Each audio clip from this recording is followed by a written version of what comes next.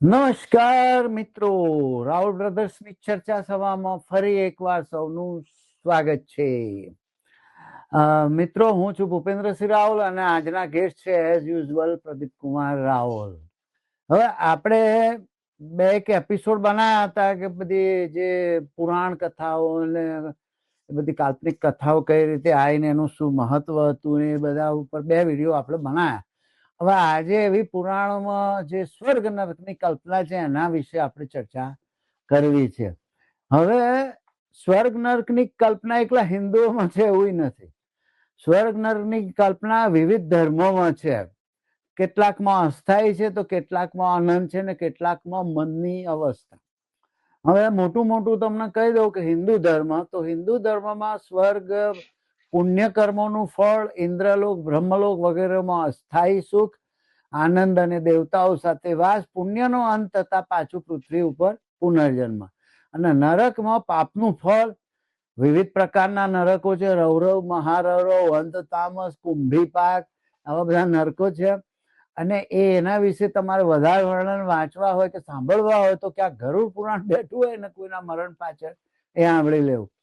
એમાં યાતના બહુ મળે, પછી પાપનો અંત તથા પુનર્જન્મ અને અંતિમ લક્ષ્ય શું હોય કે મોક્ષ, કર્મ, સંસારનો અર્થ.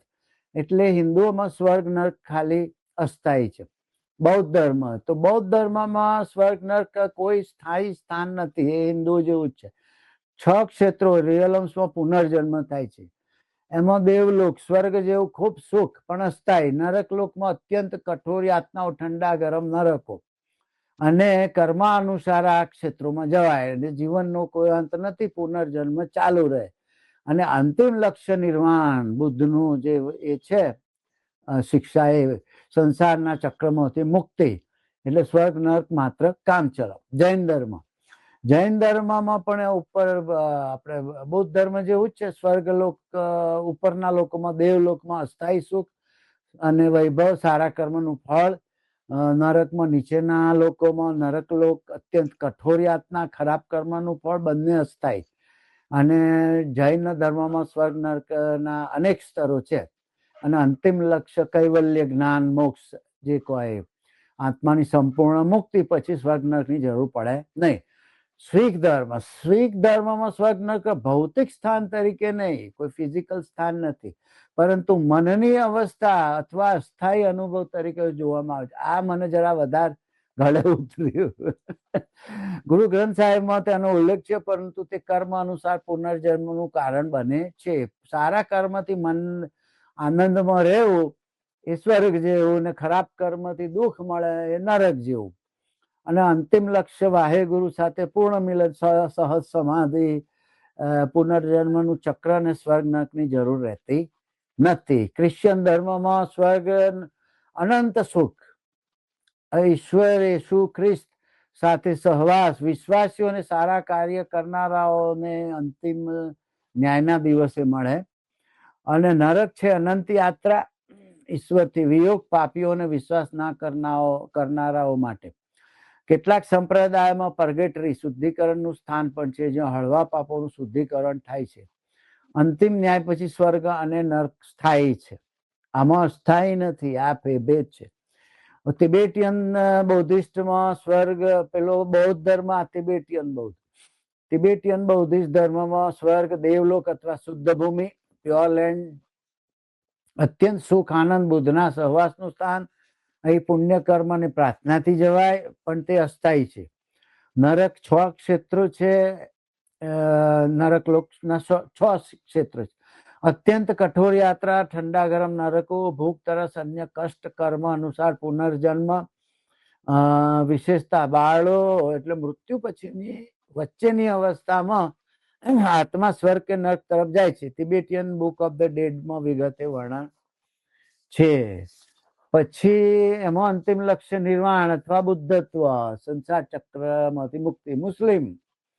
ઇસ્લામમાં સ્વર્ગ જન્નત કહેવાય છે, જે અનંત સુખ, આનંદ અને અલ્લાહના સહવાસનું સ્થાન. બગીચાઓ, નહેરો, સુંદર મહેલો, પવિત્ર આત્માઓ સાથે વાસ, વિશ્વાસીઓને સારા કાર્ય કરનારાઓને મળે. અને નરક જહન્નમમાં અનંત અગ્નિ કઠોર યાતના પાપીઓ, અવિશ્વાસીઓ અને ખરાબ કાર્યો કરનારા માટે. વિશેષતઃ અંતિમ ન્યાયના દિવસે આમાં પણ ક્રિશ્ચિયન જેવું કયામત પછી સ્થાયી નિર્ણય અને કેટલાક સંપ્રદાયમાં હળવા પાપો માટે અસ્થાયી યાતના પણ છે. અંતિમ લક્ષ્ય જન્નતમાં અલ્લાહની નિકટતા અને અનંત સુખ. એવું. હવે પારસીમાં સ્વર્ગ ઘરો થમન અથવા બેહેસ્ત કહેવાય. અનંત પ્રકાશ, સુખ, હુર મજદા એટલે ઈશ્વરના સહવાસનું સ્થાન, સારા વિચાર, વાણી, હુમતા હુકતા હુરસતા કરનારાઓને મળે. નરક એટલે દોજક, અંધકાર, યાતના, દુષ્ટ શક્તિઓનું સ્થાન, ખરાબ વિચાર, વાણી, કર્મ કરનારો માટે. મૃત્યુ પછી ચિન્વત પુલ, ન્યાયનો પુલ પર નિર્ણય થાય છે. અને સારા કર્મ વધુ હોય તો પુલ પહોળો થઈને સ્વર્ગ તરફ અને નહીં તો સાંકડો થઈને નરક તરફ પડે છે. બંને સ્થાયી છે.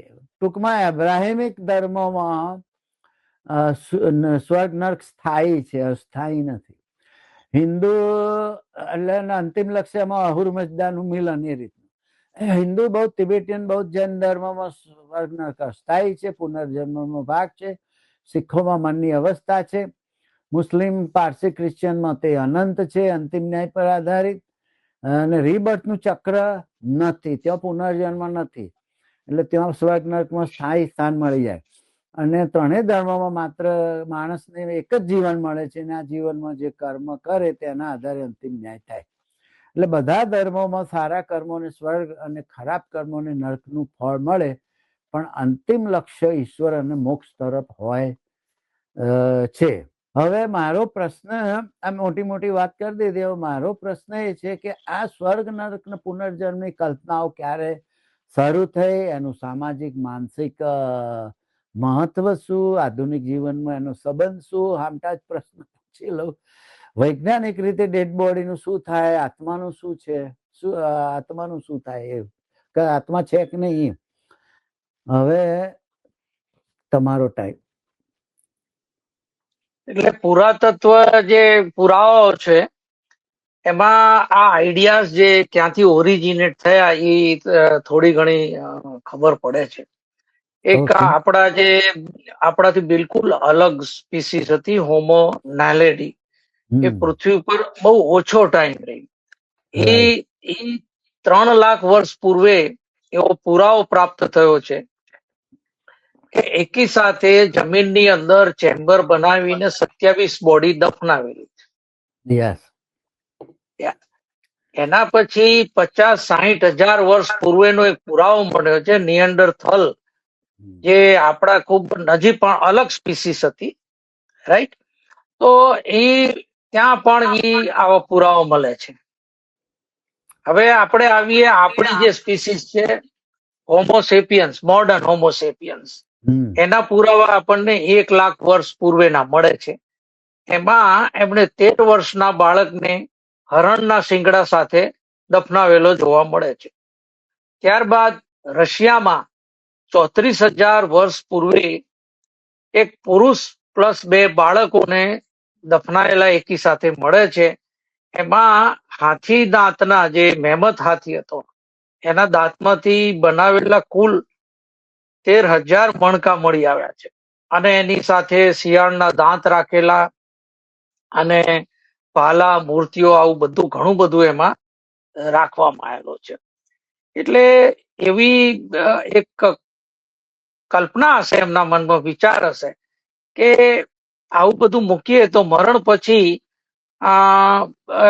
એની આવનારી જિંદગી માટે સજ્જ રહે. અરે આ જે છે એ ફક્ત તારણો છે, એક સોલિડ પ્રૂફ ન કહી શકાય. હવે લખાણોમાં આપણે જોઈએ કે લખાણો ક્યારથી કે જે આ જે કલ્પના આવી સ્વર્ગ નર્ક કે, તો એ લખાણો માટે થઈ અને શું આપણી પાસે પુરાવાઓ છે. તો 4400 વર્ષ પહેલા ઇજિપ્તના જે પિરામિડો હતા એમાં કોતરેલા લખાણો મળી આવ્યા છે કે રાજાનો આત્મા ઈશ્વર સાથે કાયમી વસવાટ કરશે, એવી બધી ભાવનાઓ છે. પછી 4100 વર્ષ પૂર્વે સુમેરિયન જે સંસ્કૃતિ થઈ ગઈ એના લખાણો છે કે મર્યા પછી બધા જ અંધકારમય અને ધૂળવાળા જગતમાં જાય છે, કોઈ આનંદ, કોઈ સ્વર્ગ નથી. અહીંયા જરા કલ્પના થોડી અલગ પડે છે. અને જે કહેવાય સ્વર્ગ નર્ક એક પુરસ્કાર અને સજા, રિવોર્ડ અને જે પનિશમેન્ટ જે કહેવાય એ માટે થઈ.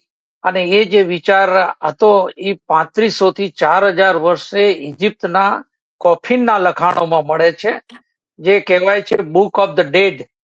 એ કોફિનના લખાણોમાં એક વ્યવસ્થિત આવી કલ્પના આકાર લઈ સ્વર્ગ નર્કની, કે ભાઈ ત્યાં કઈ રીતના કે ભાઈ હૃદયને એક સત્ય અને ન્યાયના પીછા સાથે તોડવામાં આવશે. એમાં તમારું જો નિષ્ફળ જાઓ તો પછી તમને બહુ ભયંકર નર્કની જે કલ્પના છે એમાં તમારે યાતનાઓ ભોગવવી પડે. પારસીઓમાં આ રીતે જ લખાણો મળી આવ્યા છે. 3000 થી 3500 વર્ષ પહેલા વ્યવસ્થિત સ્વર્ગ નર્કની કલ્પના થઈ. એને જે કહેવાય કે ભાઈ સ્વર્ગ તો હાઉસ ઓફ સોંગ એન્ડ નરક એટલે હાઉસ ઓફ લાઈસ. આ જે કહેવાય ને કે આપણે જે સ્પેસિફિક લખાણો માધ્યમથી આ કલ્પના આટલી જૂની છે, 3500-4000 વર્ષ જૂની આ કલ્પના ચાલી આવે છે. અને જે આપણે કહીએ કે 2200 વર્ષ પહેલા નૈતિકતાના ધોરણે કે ભાઈ તમે સારા કર્મ કરો, એ બધું નૈતિક મોરલ કોડ ઓફ, તો એ આવ્યું સ્વર્ગ નર્કના વિચારો યહૂદીમાં પાછળથી પ્રવેશ્યા છે, પછી ખ્રિસ્તી ધર્મમાં પ્રવેશ્યા છે. હવે આપણે ભારત દેશની વાત કરીએ તો ભારતમાં 3200 થી 3500 વર્ષ પહેલા ઋગ્વેદમાં પાયાના વિચારો મળી આવ્યા. પુનઃજન્મ અને વિગતવાર કર્મ આધારિત ચુકાદો ત્યારે ગેરહાજર છે. ત્યારે જયારે વેદો તો એક બોલીને સ્મૃતિને યાદ રાખીને જે જનરેશન ટુ જનરેશન પ્રસાર થતા હતા, એ પછીના વૈદિક ગાળામાં જે ઉપનિષદો લખાયા 2500 થી 3000 વર્ષ એ દરમિયાન વિકસિત થયા વ્યવસ્થિત. રાઈટ? બરોબર. અને ત્યારે યમ રાજા દ્વારા ન્યાય, પછી ચિત્રગુપ્ત જે હિસાબ કરે એના દ્વારા હિસાબ થાય, એ બધી વાતો પછી સતપથ બ્રાહ્મણ ગ્રંથમાં આવી 2700 થી 2800 વર્ષ પહેલા. અને પછી વધુ વિસ્તૃત રીતે મનુસ્મૃતિમાં, પુરાણોમાં, દાખલા તરીકે ગરુડ પુરાણ છે, સ્વર્ગ નર્કનું વ્યવસ્થિત વર્ણન આવ્યું. એટલે તમે જુઓ કલ્પનાનો કઈ રીતે વિકાસ થયો. અમુકમાં તો સ્વર્ગની કલ્પના જ નથી, નર્કની જ કલ્પના છે. મર્યા પછી પછી ધીરે ધીરે ક્લાસિફિકેશન થયું. અને પહેલા જે આપણે પુરાવા મળે ત્યારે જે આપણે મેં હોમો સેપિયન્સ, હોમો નાલેડી ની વાત કરી, ત્યારે તો ક્યાં કોઈ લખતા હતા, લખાણ તો હતા નહીં. ઇજિપ્ત ની જે સંસ્કૃતિમાં પિરામિડોમાં એ લોકો લખતા. બરોબર. ત્યારથી આ કલ્પના ધીરે ધીરે ધીરે વિકસિત થઈ. હવે જે આપનો જે બીજો પ્રશ્ન છે કે સામાજિક માનસિક મહત્વ તથા આધુનિક જીવનમાં એની જે રિલેવન્સ છે, શું સંબંધ છે, એ આપણે જોઈએ તો પ્રારંભિક આપણે જે હોમો ઉક્રાંતિ થઈ તો પ્રારંભિક આલ્ફા લીડરના આપણે અનુસરતા. રાઈટ. હવે આલ્ફા લીડરની જગ્યાએ જયારે ગ્રુપ મોટા થયા ને ત્યારે કુદરતી પરિબળોથી એમ કહેવાય કે અભિભૂત થઈ અથવા તો ડરીને દેવના દાનવોની ને એવા જે નેચરલ ફોર્સની કલ્પના આવી, ભગવાન ને દેવોની. રાઈટ? રાઈટ. હવે આમને તો આપણે જે રૂબરૂ મળી શકાય નહીં, દેવોને રૂબરૂ મળી શકાય? ના મળી શકાય. એટલે એનો આપણે રસ્તો કાઢ્યો કે આપણે જયારે કોઈ પણ મૃત્યુ થાય છે તો શું કરીએ છીએ? બહુ એલાબોરેટ વિધિઓ કરીએ છીએ. દફન વિધિ, અગ્નિ સંસ્કાર, એના પછી પાછું ગરુડ પુરાણ બેસાડવું, મંત્રોચ્ચાર કરાવવા, અને પછી જે કહેવાય કે અસ્થિ પધરાવવા, અને બિલકુલ ડેડ બોડીને સજાવી ફૂલહાર કરી સજાવીને આપણે ઓલું કરીએ છીએ. કારણ કે શું છે કે આપણે આપણા ભગવાન, આપણા માસ્ટર્સ જે છે એમને મળવા જઈ રહ્યા છીએ. આજે પણ કોઈ મોટા વ્યક્તિને મળવું હોય તો અપ ટુ ડેટ થઈને જવું પડે છે, રાઈટ. એટલે આ એક બહુ છે. અને આ જે છે એના કારણે શરીરના નિકાલ માટે ઘણી પ્રકારની ચિત્ર વિચિત્ર પ્રથાઓ વિકસાવવામાં આવી છે, ખ્યાલ આવે. કારણ કે સારી રીતે તૈયાર થઈને જવું જોઈએ. એટલે આ રીતે વિસ્તૃત દફન વિધિ ચાલુ થઈ ગઈ. અને બીજું કે આપણે એમને મળવા ન જઈ શકીએ તો એક બીજો રસ્તો પણ કાઢ્યો સાથે સાથે. એ પણ આપણે એમને પૃથ્વી ઉપર લઈ આવ્યા અવતાર રૂપે. રામ અવતાર, વિષ્ણુ અવતાર, આ બધા 10 અવતાર છે. એટલે કે ભાઈ અહીંયા આયા, આપણી વચ્ચે રહ્યા આ લોકો, આપણા માસ્ટર જે છે, આપણા જે આલ્ફા લીડરો છે, આપણી વચ્ચે રહ્યા એમ. એટલે એ બીજું એક સાહેબ મહત્વનું છે કે જે ડેસમન્ડ મોરિસ સાહેબ બહુ ગ્રેટ બાયોલોજિસ્ટ, એમના કહેવા અનુસાર કે આપણો જે સ્પેશિયલ સ્વભાવ છે એ આ બધી વિસ્તૃત ધાર્મિક વિધિઓનું પાલન અને તેમાં ભાગીદારીની માંગ કરે છે. સોશિયલ નેચર જ આપણો. તમે જોજો કોઈ પણ ફંક્શન હોય, એકલા એકલા નહીં થાય, કોઈ કરશે જ નહીં, ના થાય. અને આ જે છે ને સાહેબ કે જે ભવ્યતા, શણગાર, આ નાબૂદ થવાથી એક ભયંકર સાંસ્કૃતિક ગેપ સર્જાઈ જશે. અને જે સમૂહ ભાવનાત્મક સ્તરે યોગ્ય રીતે કાર્ય કરવામાં નિષ્ફળ જશે. આપને યાદ હશે કે ગુજરાતીઓ અમેરિકા જાય તો પાછા અહીં ગરબા ગાવા મળશે. આ એક ભાવનાત્મક માંગ છે. આપણે જો તમે બીજા ઘણા દાખલા, ગૃહ પ્રવેશ હોય, ખાતમુહૂર્ત હોય, લગ્ન હોય, જનઈ હોય, શ્રીમત હોય, બેબી શાવર હોય, ગણેશ વિસર્જન હોય, અસ્થિ વિસર્જન હોય, બેસણું, કથા, આ બધું જે છે એ સાહેબ આ જે આપણો સ્વભાવ છે ને એના કારણે આ બધી કલ્પનાઓ પણ આવી અને સામૂહિક જે કહેવાય ઉજવણીઓ પણ આવી સાહેબ. ખ્યાલ આવે તમને? સેલિબ્રેશન. આ એક ભાવનાત્મક જરૂરિયાત હતી.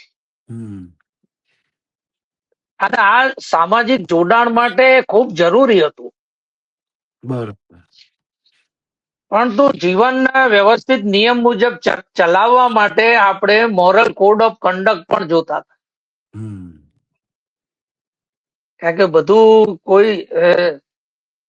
બધું અફરાતફરી મચી જાય જો બધા મનનું ધાર્યું કરે તો સોસાયટી ડિસ્ટર્બ થઈ જાય. ચોરી, ચપાટી, લૂંટ, ખૂન.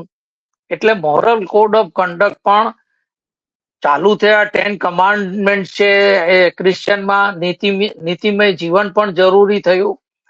અને એના માટે જે આપણે કહેવાય રિવોર્ડ એન્ડ પનિશમેન્ટ માટે સ્વર્ગ નર્કની કલ્પના આવી. પહેલા રાજાઓ ન્યાય કરતા જ હતા. શું? અને એ શાસ્ત્રો એ કે ભાઈ ખરાબ કામ કરશો તો નર્કમાં જશો અને સારું કામ કરશો તો સ્વર્ગમાં જશો. આ બધા પૌરાણિક વિચાર હતા. હવે શું થયું કે આજના આધુનિક જીવનમાં જે આપણે વાત કરી, તમે પ્રશ્ન પૂછ્યો, પ્રેક્ટિકલી લોકોએ જોયું કે યાર આને તો ખૂન કરીને નાખ્યું, હવે મરીને ક્યારે જાશે નર્ક ભોગવશે. એના ઉપાય માટે સાહેબ જે છે ને કે જોયું કે કાયદા, કાનૂન, લો, જેલની સજા, આ બધું અસ્તિત્વમાં આવ્યું. કારણ કે બધાએ જોયું કે યાર practically this is not possible. કોઈ ચોરી કરીને ગયું છે એને તો સજા તરત મળવી જોઈએ. એટલા માટે પછી જે કહેવાય કે દુનિયાભરના દેશોમાં કાયદા કાનૂનની અને ન્યાયિક પ્રણાલીઓ જે સ્થાપવામાં. હા, કારણ કે સમુદાય બહુ વિકસી ગયો. આ એવું નહોતું કે ભાઈ એક ગામડામાં કે જે છે કે ભાઈ તત્કાલ પંચ બેસીને ન્યાય કરે. એ પણ પ્રથા આજે પણ ચાલુ હતી. હા, પણ હવે એમાં ફેવરિટ એટલે એક બધા માટે નિષ્પક્ષ રહે એવી એક કાયદા કાનૂન ઘડવામાં આવ્યા, એની પ્રણાલી થઈ. એટલે અને ઈ પણ આજે એટલી બધી કારગર નથી. તમે જોયું હશે, ભવિષ્યમાં આ પણ બદલવી પડશે. કાયદો બધા ગોળીને પી ગયા છે. બદલવા જ પડે છે, નવા રૂલ્સ લાવવા પડે છે. લાવવા જ પડે છે. સ્ત્રીઓ માટે કેટલા બધા કાયદા ચેન્જ કરવા પડ્યા એમની સેફટી માટે. તો એ કઈ મેળ નથી પડતો. નથી પડતો. હા, અને બધાને જે છે કે ભાઈ સમાજમાં એક વસ્તુ એ છે કે દરેકને સ્વર્ગમાં કલ્પેલું સુખ પૃથ્વી પર જ જોઈએ છે. હમ સ્વર્ગ તો ક્યારે જઈશું? અત્યારે સુખ ભોગવો ને. ભૈયા કેમ નહીં? હા, કોને જોયું? હવે હવે એ કલ્પનાઓ હવે ધીરે ધીરે સાહેબ આઉટડેટ થઈ ગઈ છે જનમાનસમાંથી. સ્વર્ગ હમ નર્ક ને આ તે, રાઈટ.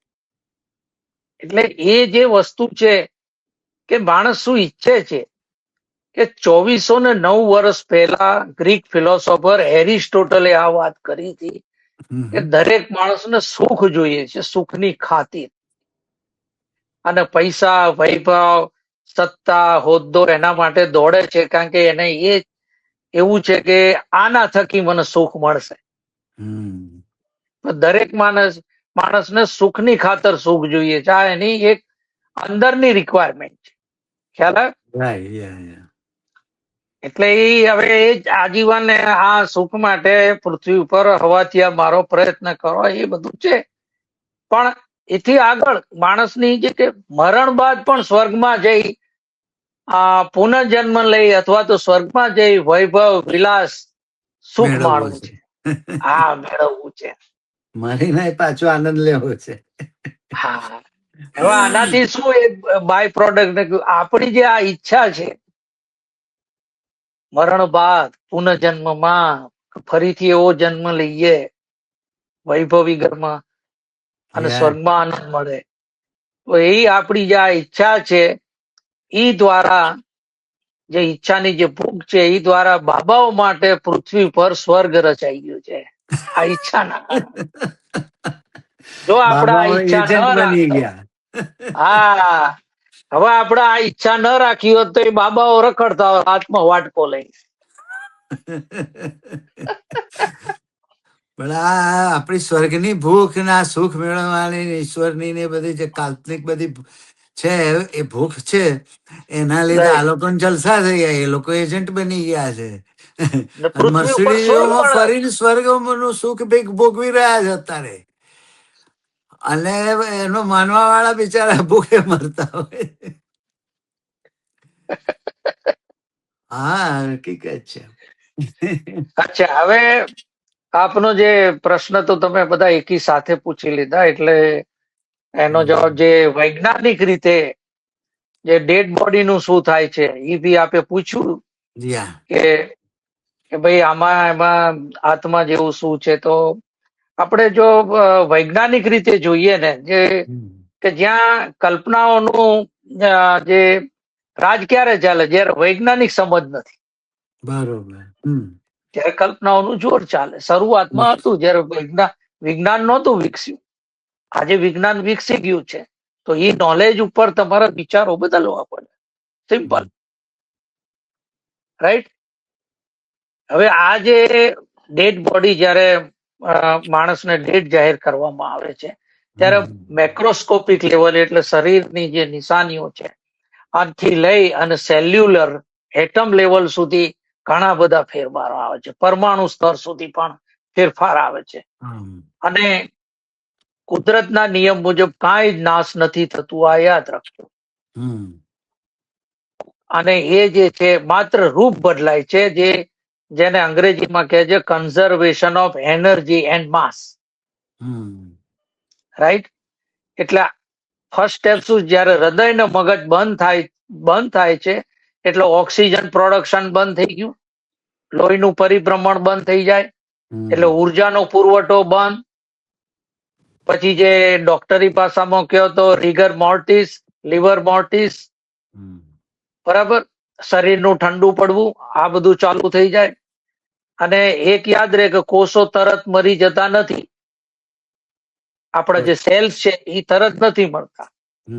પેલા તો શું છે કે આ પ્રોટીન, લિપિડ અને કાર્બોહાઈડ્રેટ બધું તૂટે છે અને 24 થી 72 કલાકમાં મોટા ભાગના કોષ મરી જાય છે. કોષ જીવિત હોય છે. 24 થી 72 કલાકમાં જયારે એનો બધું સપ્લાય ચેન આખી બંધ થઈ જાય, ધીમે ધીમે પછી હા, અને 1-2 અઠવાડિયાની અંદર જે માંસપેશીઓ છે, અવયવો છે, એ બધા લિક્વિડમાં ફેરવાઈ જાય છે. હમ અને ડેડ બોડીમાં જે માઇક્રોબ્સ બધી જે એક્ટિવિટી કરે એટલે ગંધ આવવાનું ચાલુ થઈ જાય ને એ બધું થઈ જાય છે. સડવા માંડે. હા, પણ યાદ રાખો કે ઓટોમિક લેવલે જે એટમ છે, જે કોઈ પણ પદાર્થનો નાનામાં નાનો ભાગ છે, એમાં કઈ જે નાશ થતું નથી. બહુ બરોબર. આગળ બહુ ઇન્ટરેસ્ટિંગ વાત આવશે કે તમે અગ્નિદાહ આપો કે દફન વિધિ, તમામ એટમ્સ વાતાવરણમાં અથવા જમીનમાં જે ક્રિયા કરો એ પાછા ફરે છે. પાછા ઘૂસી જાય. વાતાવરણમાં પાછા ફરે. અને ઈ જે છે ઈ એટમ્સ ક્યાં ક્યાં જાય છે? પ્રાણીઓમાં, પ્લાન્ટ્સમાં, બરાબર, એ નવા જીવોમાં ફરી અબ્ઝોર્બ થઈ અને વપરાય છે. આ રીતે પાછા પુનઃ ફૂડ ચેઇનમાં એટલે કે આહાર શૃંખલામાં પ્રવેશી જાય છે આ એટમ્સ. રાઈટ? બરોબર. હવે તમે જમીનમાં દાટો તો કીડા મકોડા ખાઈ જાય હા, અને અને આહાર એનું પાછું આહાર બધું. આહાર થઈ હા, જાય. હા, જમીનમાં પાછું બધા તત્વો ભળી જવાના. છોડ ભળી જાય છોડ રૂપી ઉગે અને ઈ છોડ તમે ખાવાના પાછા. એટલે ટૂંકમાં એ ફૂડ ચેનમાં ઘૂસી જાય. હા, યસ.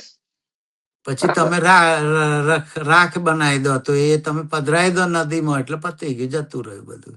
એ બધું જતું રહે. બાકી બધું જે ઓક્સિજન, નાઇટ્રોજન, એ બધા જે તત્વો છે એ બધા બરોબર. વાતાવરણમાં ભળી જાય. ભળી જાય. પૃથ્વીની બહાર તો જઈ નથી શકવાના કારણ કે ના. ગ્રેવિટી છે. રાઈટ? એટલે મરણ એક અંત નથી, પરિવર્તન છે. આ સમજવું જરૂરી છે. કારણ બરોબર. કે આ જ એટમ્સ અબજો વર્ષ પહેલા ક્યાં ક્યાં હતા? તારાઓમાં, ડાયનોસોરમાં, કોઈ અન્ય વ્યક્તિમાં, પ્રાણીઓમાં હતા. એ ફરતા એ ફરતા બધા ફરી ફરીને આપણામાં આવ્યા. આપણામાં આવ્યા છે અને આપણાથી પાછા બીજે જતા રહેશે. ક્યાંક એ બી વાત જમીનમાં જશે, કોઈ ઘાસમાં જશે, કોઈ ઝાડમાં જશે, કોઈ ક્યાંથી ક્યાંય જતા રહેશે. એક બહુ ઇન્ટરેસ્ટિંગ આવશે, થોડી વાર પછી કહું. એક શરીરમાં સાહેબ 7 × 10⁻27 એટલે 7 અબજ અબજ અબજ એટમ્સ છે. અને આપણો જે એક સેલ હોય ને શરીરનો નાનામાં નાનો ભાગ, એક સેલમાં 37 ટ્રિલિયન કોષો હોય છે શરીરમાં. હલો? હા હા હા.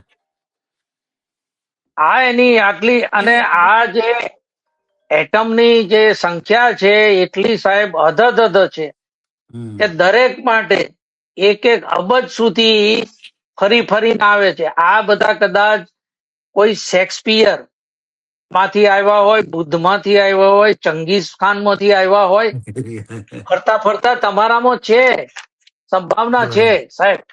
બરોબર. રાઈટ? હા, પણ કન્ડિશન એ છે કે હમણાં 100-200 વર્ષ પહેલા મરેલી વ્યક્તિ ના હોવી જોઈએ, થોડી જૂની હોવી જોઈએ, તો એના કોષો તમારામાં આવે દરેક બાકી માટે નજીક. એક એક અબજમાં. હા, એટલે એમાં કે છે કે એટલે આપણે બધા એક જાતના અવતાર છીએ, ભલે ટૂંકા ગાળા. આ જે છે પાંદડા ઝાકળના ટીપામાં મર્યા પછી જવાના બધા એટમ્સ. અને એટમનું આયુષ કેટલું બધું છે, ઈ આમ તો આયુષ એટલું બધું છે માર્ટિન રીસ પ્રમાણે 10⁻35 વર્ષ સુધી ટકે છે. એટલે અમર કહેવાય, એટમ અમર છે. બરોબર. અણુ પરમાણુ અમર છે એવું. એટલે આપણે જે વાત કરીએ મરણ પછીની જિંદગીમાં જે આત્મા, સૂક્ષ્મ શરીરનો જે વિચાર છે, આત્મા રૂપે સુખો ભોગવવાની જે ઈચ્છા છે, જ્યારે પુનઃજન્મમાં એનર્જીનું રિસાયકલિંગની કલ્પના છે. આ જે પૌરાણિક વિચારોમાંથી આટલે આપણે આવ્યા,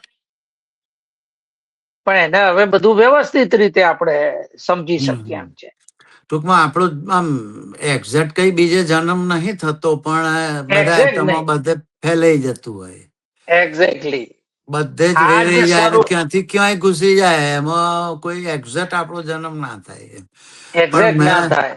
હા, એટલે એ રીતે પુનર્જન્મની વ્યાખ્યા આપણે જે ગણતા હોય એ ખોટી છે, પણ આ અલગ વૈજ્ઞાનિક રીતે છે કે હા, યસ તમારા યસ, એટમ બીજે બધે જતા રહેવાના, તમારો એટમ નાશ પામવાનો નથી. નથી. અને અને બીજી રીતે બીજું બીજું એક હતું મને કે હું ઘણી વાર કહેતો હોઉં છું કે તમારો પુનર્જન્મ ઓલરેડી થઈ ગયો છે તમારા સંતાનોમાં, તમારા ડીએનએ, DNA. તમારા વાય ક્રોમોઝોમ, તમારા વાઇફ નું એક્સ ક્રોમોઝોમ બધું ભેગું થઈને છોકરો થયો, છોકરી થઈ, એ બધું થયું, એમાં તમારા ડીએનએ તો ઓલરેડી આગળ વધ્યા, એટલે ડેફિનેટલી, તમારો ડેફિનેટલી. પુનર્જન્મ તો ઓલરેડી તમારા જીવત જ થઈ ગયો છે, પછી બી કોઈ પુનર્જન્મ થવાનો નથી.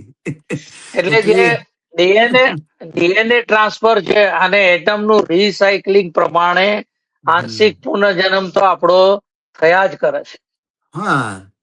એનર્જી ટ્રાન્સફોર્મ ની રીતે. હમ. અને એક બીજી વાત કલ્પના છે કે ભાઈ મનુષ્ય દેહ મળતા પહેલા 84 લાખ યોનિમાંથી પસાર થવું પડે છે. એટલે એમાં કલ્પના કેવી છે કે તમે માછલી, જીવ જંતુ, કૂતરા, બિલાડા એવી યોનિઓમાંથી પસાર થઈને તમે, એવી કલ્પના છે. હા, એવી. પણ એ કલ્પના પાછળનું રહસ્ય આ જ છે કે જે આપણે હમણાં 1 મિનિટ પહેલા ડિસ્કસ કરી, આપણા એટમ નું રિસાયકલિંગ. અને એમાં બીજું પણ મને યાદ આવે છે, મારી રીતે કહું તો, કે એક વખત રિચાર્ડ ડોકિન્સ નું લેક્ચર હતું ઓસ્ટ્રેલિયામાં, ત્યારે જી એને જી જી. સવાલ પૂછેલો પ્રેક્ષકોને, શ્રોતાઓને, એના ઓડિયન્સને, કે આપણો સૌથી પહેલો, આપણો પૂર્વજ, સૌથી પહેલો પૂર્વજ કોણ એમ આપણો? તો કોઈએ કીધું વાનર ને, એપ્સ ને, એવી બધી વાતો કરી. પછી એને કીધું ના, આપણો પહેલો પૂર્વજ માછલી છે કે. પણ માછલીમાંથી વિકાસ થતા થતા સ્પીસીસો બનીને વિકાસ થતા થતા માણસ બન્યો, ત્યાં સુધી વચ્ચે લાખો સ્પીસીસો બની, અને વચ્ચે હવે અંકોડા ખોવાઈ ગયા છે, વચ્ચેની કડીઓ ખોવાઈ ગઈ છે. એટલે તમને નવાઈ લાગે કે માછલી કઈ રીતે માણસ હોય, એટલે પણ ટૂંકમાં બધી સ્પીસીસો એક જીવમાંથી ધીમે ધીમે વિકસતી માણસ સુધી આ, એટલે લાખો યોનિઓ તો થઈ ગઈ ને. થઈ ગઈ. એમ હું એ રીતે વિચારતો હોઉં છું ના કે ના, તમારે એ આપણે જે આધુનિક સમજથી એ બરાબર છે. અને આ જે કલ્પના કરી છે 84 લાખ યોનિમાંથી, એ સાબિત કરે છે. અને આપણે આજે બી માનીએ કે ભાઈ એ આ મનુષ્ય દેહ તરીકે, કે એક હોમોસેપિયન્સ તરીકે જન્મ લેવો એક રેરિટી છે, દુર્લભ ઓલું છે એની. અને એનું જે મહત્વ છે કે એ જીવનની કિંમત બતાવવા માટે છે કે તમે સમજ આવી છે તો આ જીવનનો વ્યવસ્થિત ઉપયોગ કરો. યાર. હા, એટલે એ ઉત્ક્રાંતિના આડકતરી રીતે ક્રમમાં, કીધું. ઉત્ક્રાંતિના ક્રમમાં છેલ્લો માણસ આટલો વિકસિત થયો છે, એટલે દુર્લભ કહેવાય એવું.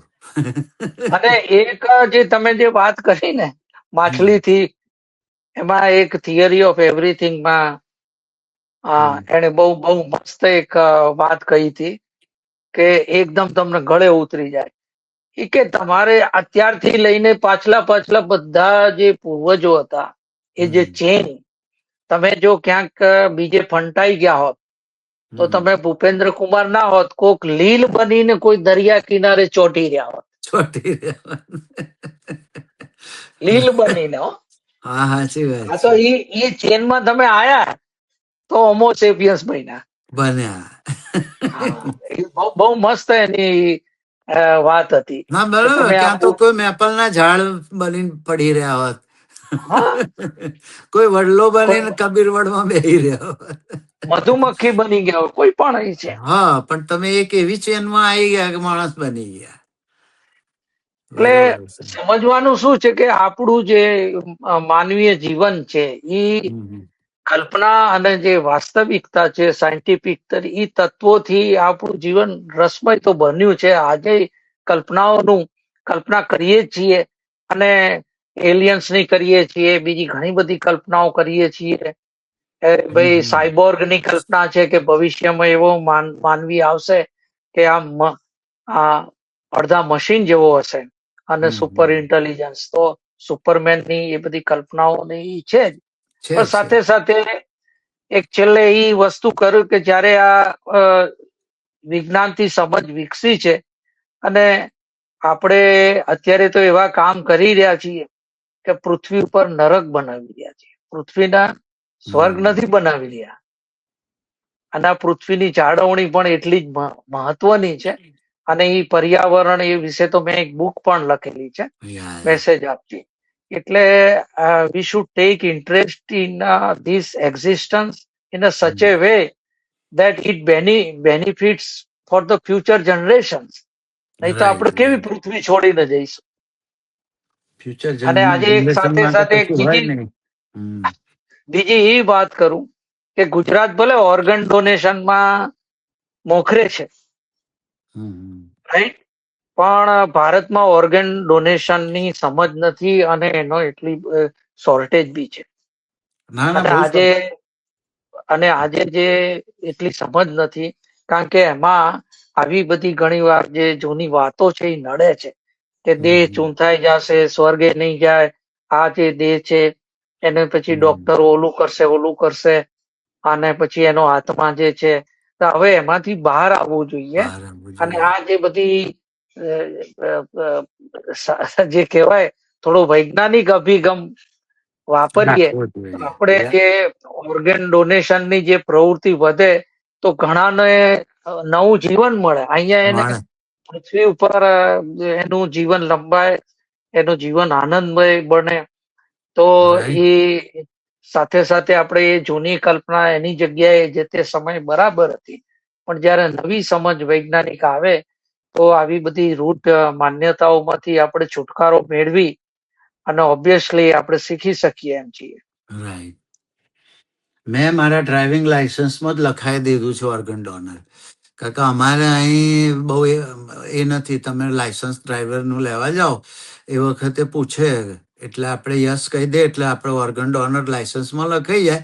એટલે આપણે કશુંક થયું, એક્સિડન્ટ થયો કે ગમે તે આપણું ડેથ થાય ત્યારે હોસ્પિટલમાં એ લોકોને ખબર હોય કે ઓર્ગન ડોનર છે એટલે કોઈની પરમિશન લેવી પડે નહીં એ લોકોને, અને આપણે બધા ઓર્ગન એ લોકો વાપરી શકે. એટલે અમે અગાઉથી જ લખાઈ દીધું છે, લાયસન્સમાં જ લખાઈ દીધું છે. એટલી એ છે, પણ આપણે શું છે કે હજી પણ કે ભાઈ મૃત્યુ પછી સ્વર્ગમાં જવું, આત્માનું આ છે તે છે એવી બધી બિલીફમાં માનીએ છીએ. ખરેખર જો વધુ સમજ આપણે વિકસાવીએ તો આપણું અહીંનું જે જીવન છે એ આપણે સ્વર્ગ જેવું બને.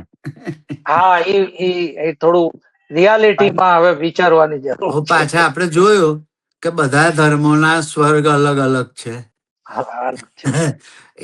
એ વાત જ સાબિતી છે કે આ ખોટી કલ્પનાઓ છે, ને તો બધાનું એક જ ના હોય. કલ્પના જ છે, કલ્પનામાં કોઈ સાચું ખોટું, કલ્પના જ છે. એટલે બધાના અલગ અલગ. એમાં પાછા હિન્દુઓમાં નવા સંપ્રદાય પાછું એમનું અલગ બનાવીને બેસે છે. પાછા ટૂંકમાં બિઝનેસ ચાલુ કરી દીધો છે અને એજન્ટ બનીને એવો ધંધો શરૂ કરી દીધો છે ને એમાં આખી જિંદગી એમનું શોષણ થતું હોય છે, એમને સમજ નથી પડતી. અમુક એક સંપ્રદાય વૈકુંઠ ને ગોલોક બનાવી દીધા છે. એ તો 200-500 વર્ષ કલ્પના, 500 વર્ષ. હા, 500 વર્ષ એ સંપ્રદાયો અકબરના જમાનામાં શરૂ થયેલો તો એ લોકો ગોલોક ને એવા બધા લોક બનાવી દીધા છે, વૈકુંઠ બનાવી દીધું છે. પાછું તમે તમારું 7 જન્મે એમની જો દીક્ષા લો બ્રહ્મ સંબંધ કે જે, એટલે 7 જન્મે તો વૈકુંઠ પાકું જ. એમ કશું ના કરો તો કશું ના કરો, કોઈ સેવા પૂજા કઈ જ ના કરો, મસ્તીથી જીવો તો 7 જન્મે તો વૈકુંઠ પાકું. એટલે 7 જન્મની એ ચક્કરમાં અત્યારે એ બાવાઓ એમનું શોષણ કર્યા જ કરે, પછી બધું એમને અર્પણ કરીને ખાઓ. હા, બધું એમને આલીને જ તમારે એ કરવું પડે. તમારે ઘરમાં એક વસ્તુ લાવો પહેલી એમ ના લઈ. હા, એટલે એ તો હવે શું છે કે મોટે તौर પર જે મારી એવી ખ્યાલાત છે કે સ્વર્ગ નર્ક ને હવે એમાં જેમ બધાને કે ખ્યાલ આવતો ગયો છે એટલે એ મનમાં સમજી ગયા છે. એટલે હવે છે ને ગમે એટલો ભ્રષ્ટાચાર કરો, મારામારી કરો, સાયબર ફ્રોડ કરો, ચોરી ચપાટી, આ બધે ભલે બધા નેતાઓ ધાર્મિક થવાનો ઢોંગ કરે છે, ઈ સ્વર્ગ નર્કમાં ઈશ્વરમાં માનતા નથી. એ તો આટલો બધો ભ્રષ્ટાચાર શું કામ કરે? પાકા નાસ્તિક તો એ જ છે. પાકા નાસ્તિક છે. આપણે તો ભગોવાઈ છીએ કે યાર ये कुछ कम मान रहा है भाई. ભાઈ અમે બી માનીએ છીએ ઈશ્વરી તાકાતો છે જે ન સમજાવી એમાં માનીએ છીએ, એવું નથી શું, પણ અમે વાસ્તવિક જીવનમાં વધુ માનીએ છીએ. આ લોકો એટલે આ એમને ખબર જ છે ઈશ્વર નહીં, એટલે જ બધા કરપ્શન, ભ્રષ્ટાચાર, રેપ બેપ બધું જ કરતા આવે છે. એમને ખબર છે, કોઈ જોનાર નહીં. એટલે અસલી પાછું સર નાસ્તિકો એ છે, આપણે નહીં. આપણે તો નૈતિકતા વાળા કે ભાઈ આવું ના થાય. દરેક 5 મિનિટે જૂઠ બોલવું આ હા કોઈ સજ્જન માણસ ના લક્ષણ છે? ના વિચારો તો ખરા.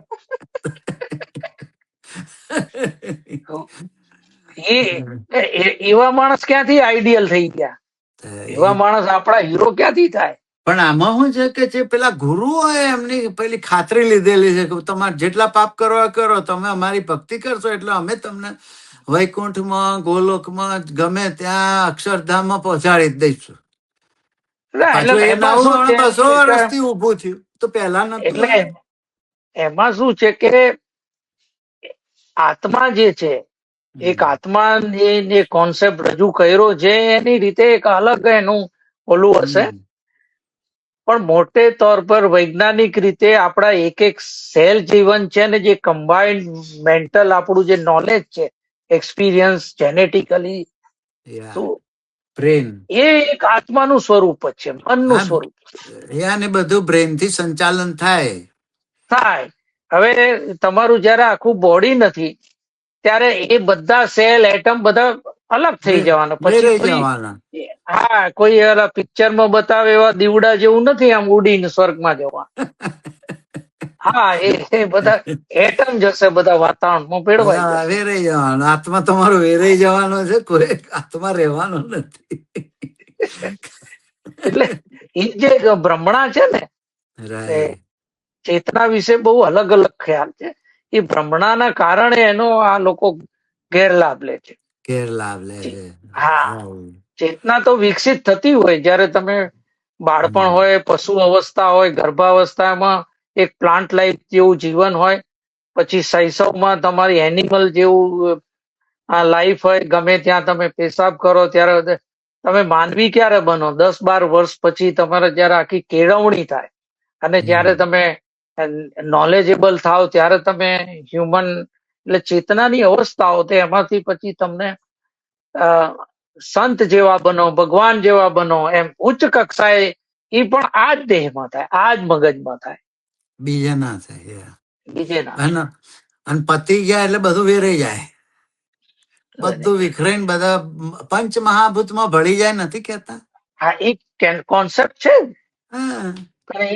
એને બીજી રીતે સમજવાની કોશિશ નથી કરતા. હા, બધું ભળી જવાનું છે, પતી ગયું. એટલે આ તો બધા તમને લાલચો આપી અને એમના બિઝનેસ કરતા હોય છે, બીજું કઈ છે નહીં.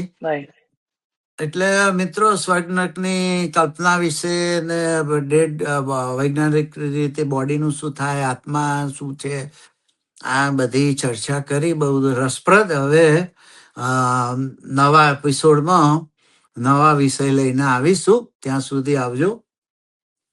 નમસ્કાર. નમસ્કાર.